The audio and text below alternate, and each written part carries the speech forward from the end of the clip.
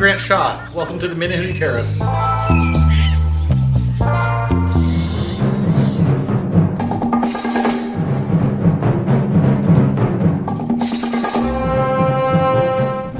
Hi, I'm Duke. And I'm Lola. And today we're outside Seattle, Washington The at... Menehune Terrace. It's amazing inside. We were just here last summer. We're going to go in and check it out. We can't wait to show you. I think this is the secret entrance. Is this the secret entrance? Let's go in.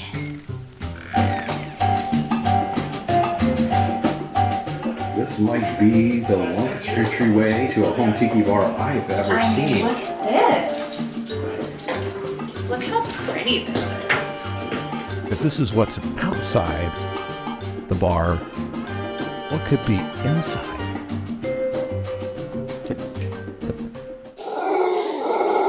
Aloha, my friends. Welcome to the Menehune Terrace. Oh my goodness. Well, if your entryway is any indication of what's going to be upstairs, I can't even imagine. Oh.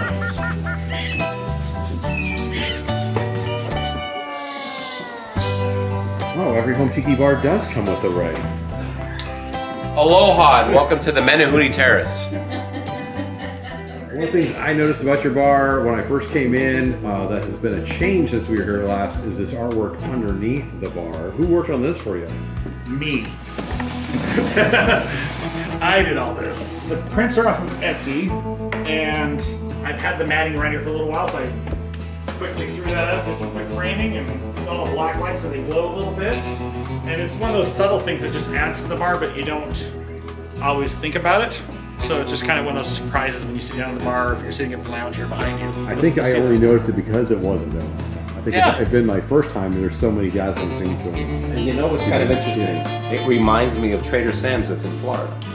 Because that's like the only bar, the tiki bar I know, that has like that blue, purple. Breaking out the black light. Yeah. But as soon as I saw these, because that's from Disney. That's Rongo in the middle. Yeah. And then the tiki drummers on each side. Yeah, so it's like, I'm surprised, but yeah, more black lights. Let's see some more black lights in the Tiki Black Light Bar.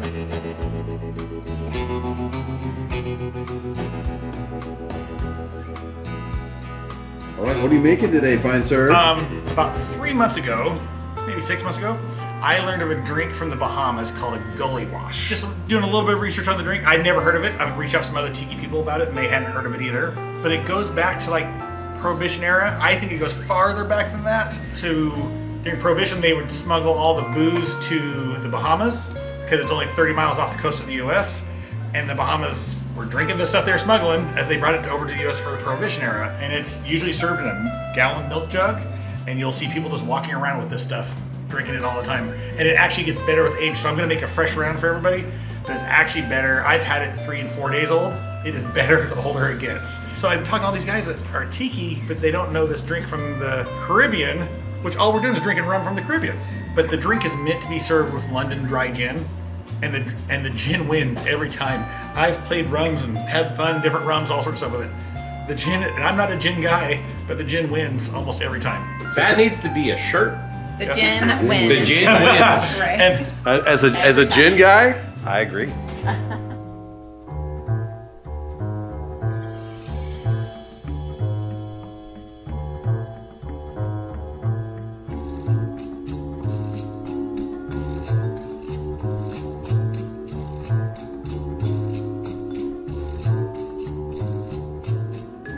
coconut water, condensed coconut milk. It is a staple in every pantry to have the sweetened condensed milk in the can. So they take that and put it in with the coconut water, and they put gin in there, and they're done. So I happen to have London dry gin, so that's how I'm going to be making it tonight. That's why it's called the Golly Washer. Washing the gully out right now. Yeah. But yeah, look at all that from that sweetened condensed milk. In the wild, they just take it in a big plastic milk jug and shake it. In theory, it is a shake and drink, so I'm just gonna do an extra shake before I pour into everybody's glasses. I think we all know what a milk jug looks like. I know, but it'll still be kind of fun. Look at that. And a straw. I'm guessing. And a Yes. straw. Right across the tablet, there it goes. That's okay. How was it? It tastes like Christmas. Is it really? And it's supposed to be a cool, refreshing drink, right? So Yeah. you can imagine drinking this in the summer, right? And just enjoying this walking down the beach. So I like the nutmeg.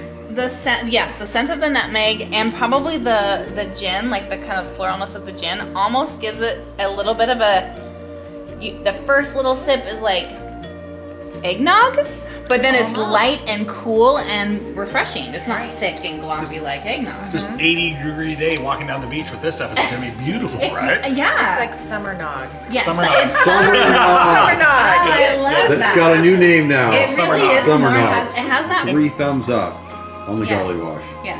That's 4. 5.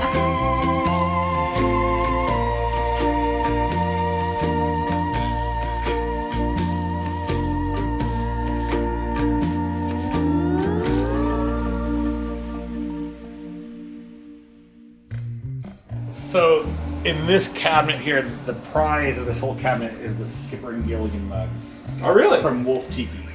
Why is that? Those were made like just as the tiki craze was going, and a limited edition set of 150 of those. I bought one of the very first sets. People have tried to pry those out of my hands, and every time those come live on Etsy or Facebook or eBay, it is a war for those things. So yeah, those are a prize. And then behind them is the shrunken heads done by Thor. Crazy. Part of my Skipper and Gilligan realm in their tiki room here. Right off the bat, let's give props to Heather and Camp Pleasant Yeah. with the Witco Absolutely. Witch Doctor mug. Yep. And then the God of Fortune, right? The God of Fortune right behind there. Yeah, the carvings on the stairwell as you come up the front there.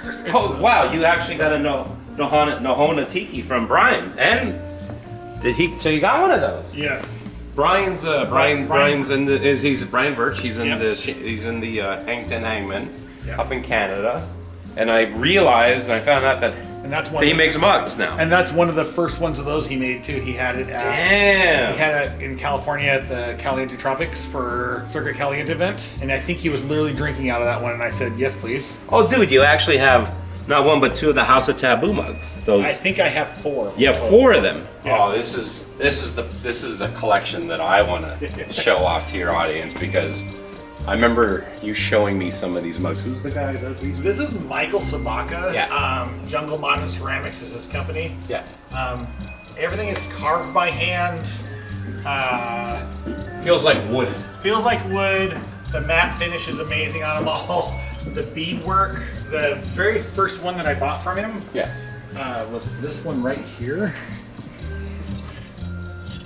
And it is handmade beads, all laced in. The shells are laced in there.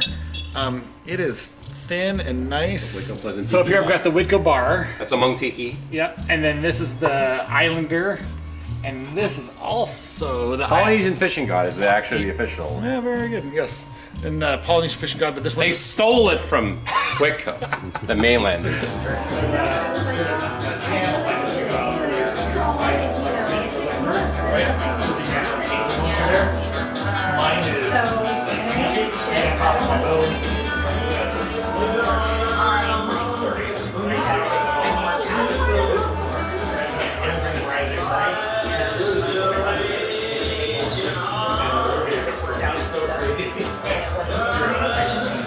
So, outside of everything else going on in this tiki bar, which is outstanding, you have a crocodile over here, a full one.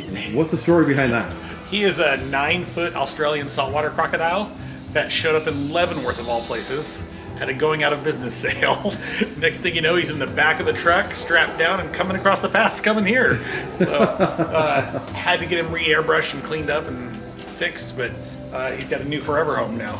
Wow, that's crazy. And so he oversees the entryway. He does. Lyle the crocodile. Lyle the crocodile. Yes. I love it. So this is the one that has a little bit of bitters in it. It is. And I sampled this one just a bit earlier, and it is next level. Oh my God, I'm seriously, that's the trick. It's very good, but with the bitters, it's just outstanding. Yeah, you got the Colonel of Tiki approves. Well, we just put those words in his mouth.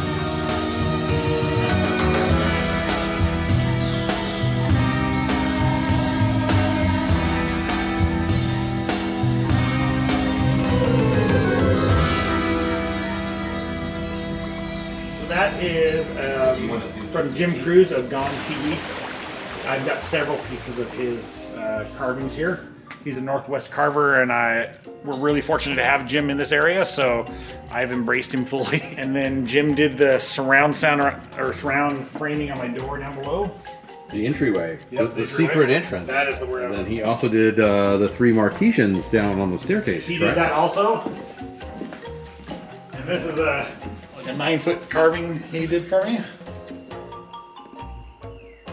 Definitely one of the premier carvers in the Pacific Northwest.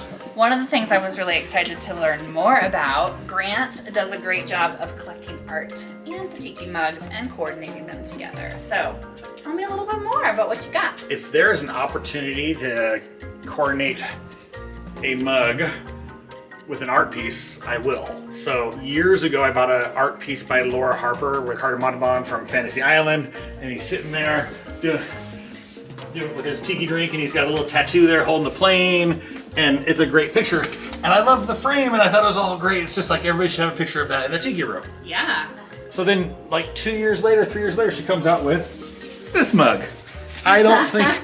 Who wouldn't want that mug? Who wouldn't want that mug? So I was instantly like, my God, Laura, I have to have that mug. So I think that might be the first. Just a few months ago, Big Toe did a party parrot with his tiki mug, and I've got the party parrot also, right? And they're nicely, displayed together. Yeah. So and that is something I'm working on to get things closer together. And this is Thor's Kontiki mug, Thor's art. Yes. So I was like, oh, I have to get that. And pair those two up. Anything Thor, I'm pretty much just like, Tiki Land Trading brings up a lot of mixed emotions for everybody, but the SS Minnow just arrived today. Came back from its 3-hour tour. Yeah. It did come back from his 3-hour tour, but that goes perfectly with my Gilligan drinking from his SS Minnow picture up there behind the Marlin. Perfect. Really cool, almost looks like it's on black velvet print over there in front of the Marlin that are Maori, Shrunken Heads, Skipper, and Gilligan. Those guys. And I bought those from him, had them shipped straight to Buzzy. Buzzy framed them and then sent them up to me. And then Thor just made 3 sets of the Skipper and Gilligan Shrunken Heads. So they're all gonna end up here on a shelf at some point in time, all together to my Skipper and Gilligan's corner. Group together, getting them where they're supposed to be. I'm not, it's funny because I'm not a big But grouper. if you have something, especially like the minnow with the picture, like that, I think it would add to it. It'd Maybe like amplify. you should get a grouper fish. You should hang it in the corner, and that's where you group together. Dad jokes. So we were talking about Michael Sabaka mugs over on the other side, and he does all the stuff by hand, does the shells and the beads and all that stuff. So this is a piece that he is super fond of, and it was in his personal house for like 6 years. And every now and then he'd throw it up on his website for sale, and nobody ever bought it because it wasn't a tiki mug. And I finally said, Michael, I love all your work. Tell me more about this piece. He is super proud of this piece because trying to do clay this thin and flat and fire it without it breaking is super hard. And then, not to mention attaching each mask and doing each mask separately. He was so proud that this hung in his front entryway for years. And so when he finally agreed to sell it to me, he was thrilled that I got it because I'm a huge fan of his. And I was actually kind of honored to have them. Pretty outstanding, my friend. Yeah, kind of cool. It was kind of fun to have. And it's so funny because some of his mugs were selling for way more than this. And it just sat there. Nobody would ever was after it because it was a mug. It wasn't a mug. I love the War Club. That is one of 3 war clubs from Oceanic Arts. Got the Marquesian heads at the top and just all the details all the way down are just it's super cool. That's part of the reason why I have it featured over here. As I stated earlier, Marquesian is my favorite stuff. I love Marquesian stuff. Can't get enough of it.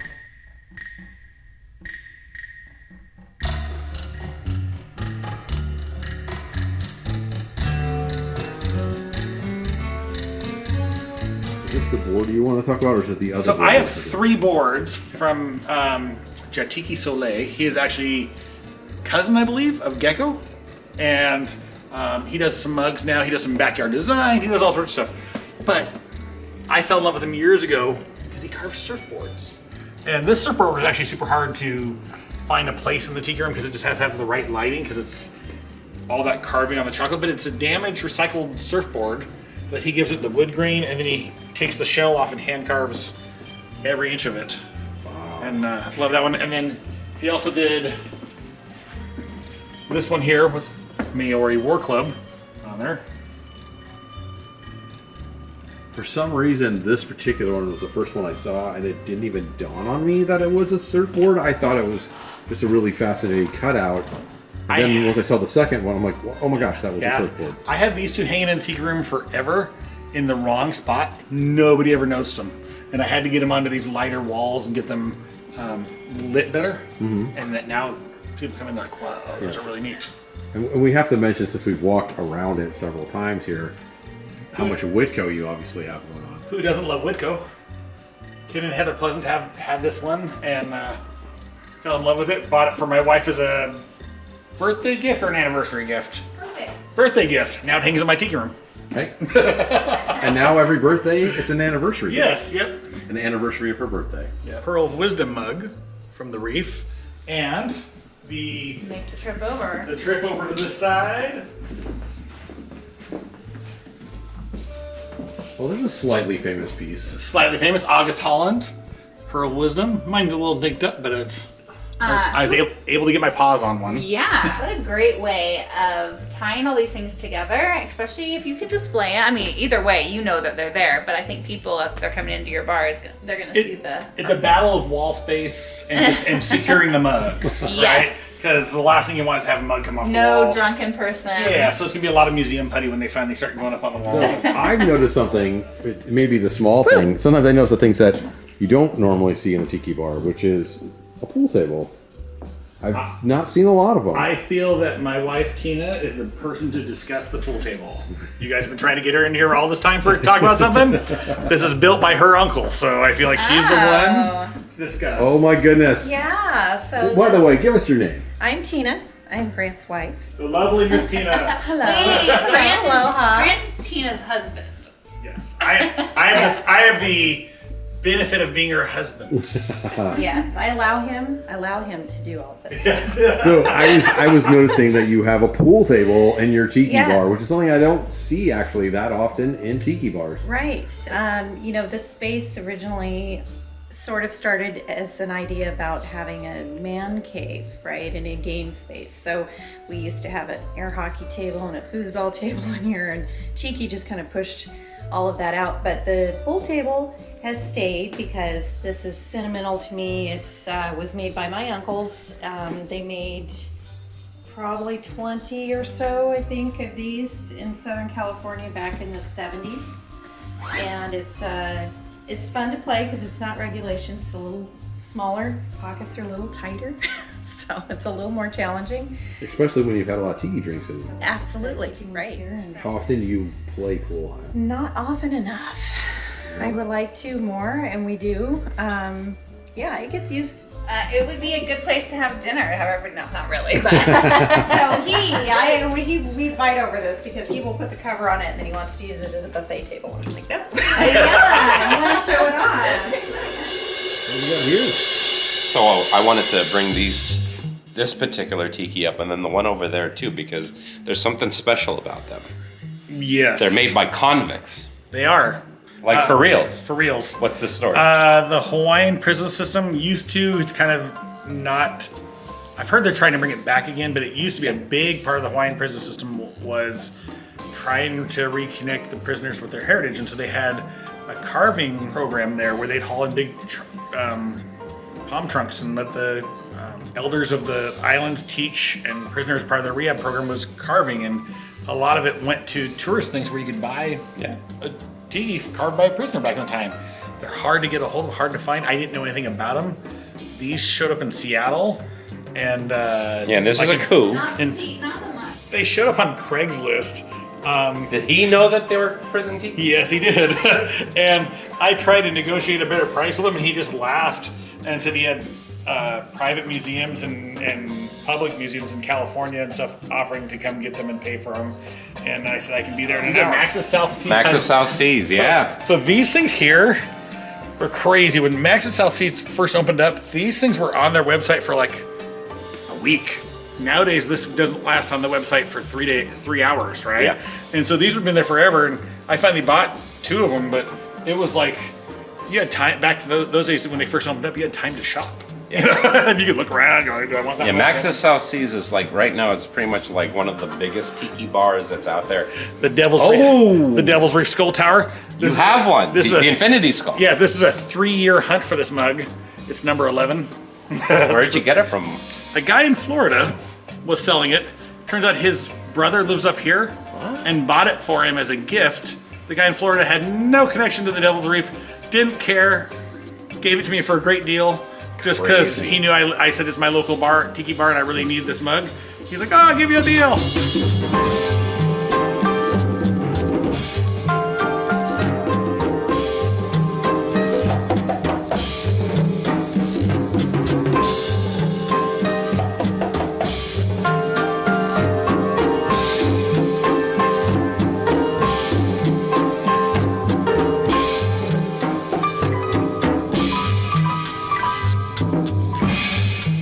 What is your favorite part? After all of this, we've walked through everything. What's your favorite part of the Tiki Bar that you guys have right now?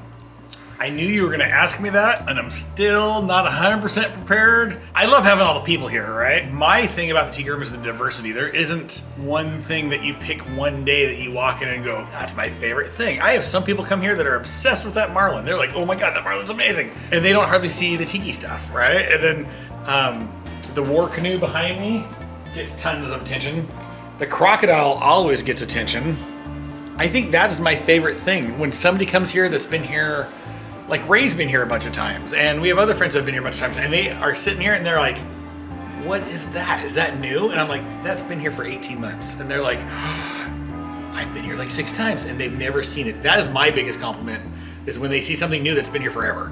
So it just means I'm doing my job of my eclecticness. Layers on layers. Layers on layers. Yeah, my favorite thing is just making people happy. When you get that person that comes in here that's had a hard day and whatever needs to come over, just blow off some steam, and they literally can just escape, and they leave and they're happy and they smile. You know, they may come in all, you know, and then they're not just because of the alcohol, but just the atmosphere, the lighting. The escapism. I love the lighting, the music. Company, 'cause the you com- guys are very welcoming Right. and kind, and this is the best place to be honest. Thank you. Right, that's my favorite part.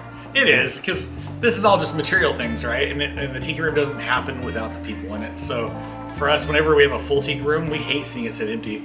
So we've had big parties in here, and it's great. I mean, We've been at those big parties. yeah. Yeah, last summer we had 33 people in here, and that was perfect. So, yeah. When the room is full and laughing and giggling and people are sharing memories. Yes. Yeah. Thank you so much for watching this episode. So from all Lola. And now you're Edwin, gonna- can you actually see me? Yes, we Because can. I can't. Your head is right in my way. Make sure you can get everything. Thank you so much for watching this episode of Secret Tiki Escapes, and from all of us here to all of you, mahalo! Oh.